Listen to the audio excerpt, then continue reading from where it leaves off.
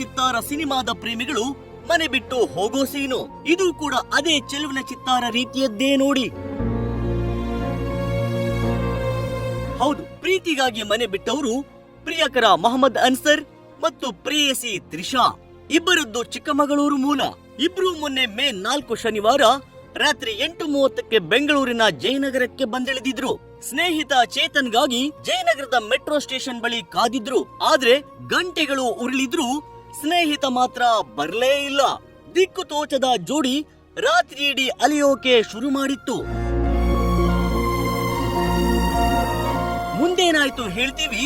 ಅದಕ್ಕೂ ಮುನ್ನ ಹೀಗೆ ತಲೆ ಮೇಲೆ ಬ್ಯಾಂಡೇಜ್ ಹಾಕಿರೋ ಈತನ ಪರಿಚಯ ಮಾಡ್ಕೊಳ್ಳಿ. ಹೆಸರು ರಾಜು, ವೃತ್ತಿಯಲ್ಲಿ ಆಟೋ ಡ್ರೈವರ್. ಅವತ್ತು ಸ್ನೇಹಿತನಿಗಾಗಿ ಕಾದು ಅಲಿತಿದ್ದ ಜೋಡಿಗೆ ಆಸರೆಯಾಗ್ತೀನಿ ಅಂತ ಮುಂದೆ ಬಂದವನು ಇವನೇನೆ.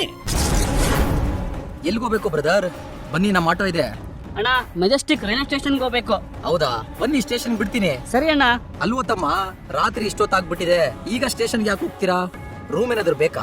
ಅಯ್ಯೋ ಬೇಡ ಅಣ್ಣ, ರೈಲ್ವೆ ಸ್ಟೇಷನ್ ಬಿಟ್ರೆ ಸಾಕು. ಸರಿ, ಇಲ್ಲೇ ಪಕ್ಕದ ಪಿಳ್ಳಗನಹಳ್ಳಿಯಲ್ಲಿ ನನ್ನ ಮನೆ ಇದೆ, ಖಾಲಿ ಬೇರೆ ಇದೆ. ನಿಮ್ಗೆ ಇಷ್ಟ ಆದ್ರೆ ಬಾಡಿಗೆಗಿರುವಂತೆ, ಆಯ್ತಾ? ಸರಿ ಅಣ್ಣ, ತುಂಬಾ ಉಪಕಾರ ಆಯ್ತು, ನೀವು ಹೇಳ್ದಂಗೆ ಆಗ್ಲಿ.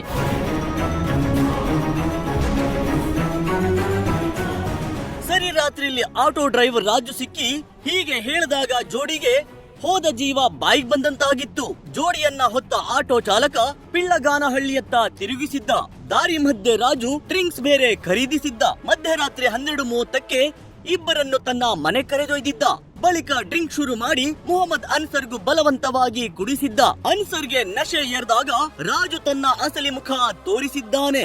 ತ್ರಿಷಾಗೆ ನನ್ನ ಪಕ್ಕ ಮಲಗು ಅಂದಿದ್ದಾನೆ. ಮಚ್ಚು ತೋರಿಸಿ ಲೈಂಗಿಕ ಕಿರುಕುಳಕ್ಕೆ ಮುಂದಾಗಿದ್ದ. ಅಷ್ಟರಲ್ಲಿ ತ್ರಿಷಾ ಕಿರ್ಚಿದ್ರಿಂದ ಎಚ್ಚೆತ್ತ ಅನ್ಸರ್ ಕಬ್ಬಿಣದ ರಾಡ್ನಿಂದ ರಾಜು ಮೇಲೆ ದಾಳಿ ಮಾಡಿ ಪ್ರೇಯಸಿ ಜೊತೆ ಬಚಾವಾಗಿ ಹೊರಬಂದಿದ್ದ. ಸುಮ್ಮನಿದ್ದ ಜೋಡಿ ವಿರುದ್ಧ ಕಂಪ್ಲೇಂಟ್ ಕೊಟ್ಟು ತಗಲಾಕೊಂಡ. ಬಚಾವಾದ ಪ್ರೇಮಿಗಳೇನು ಕಂಪ್ಲೇಂಟ್ ಕೊಟ್ಟಿರಲಿಲ್ಲ. ಆದ್ರೆ ಸುಮ್ಮನಿರದ ಆಟೋ ಚಾಲಕ ರಾಜು ಕೋಣನಕುಂಟೆ ಠಾಣೆಗೆ ತೆರಳಿ ರಾಬರಿ ಮಾಡಿದ್ದಾರೆಂದು ದೂರು ನೀಡಿದ್ದ.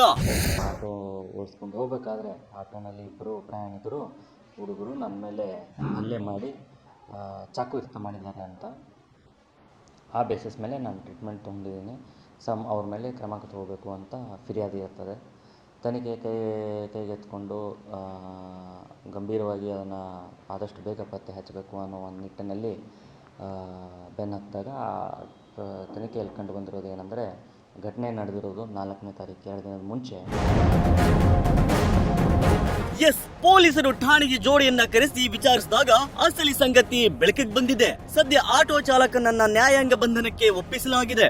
ಚಾಲಕನಿಗೆ ಹಲ್ಲೆ ಮಾಡಿದ್ದ ಅನ್ಸರ್ನನ್ನು ಅರೆಸ್ಟ್ ಮಾಡಲಾಗಿತ್ತು. ಆದ್ರೆ ಸ್ಟೇಷನ್ ಬೇಲ್ ಮೇಲೆ ಹೊರಬಿಟ್ಟಿದ್ರಿಂದ ಜೋಡಿಗಳಿಬ್ಬರು ಮತ್ತೆ ಒಂದಾಗಿದ್ದಾರೆ.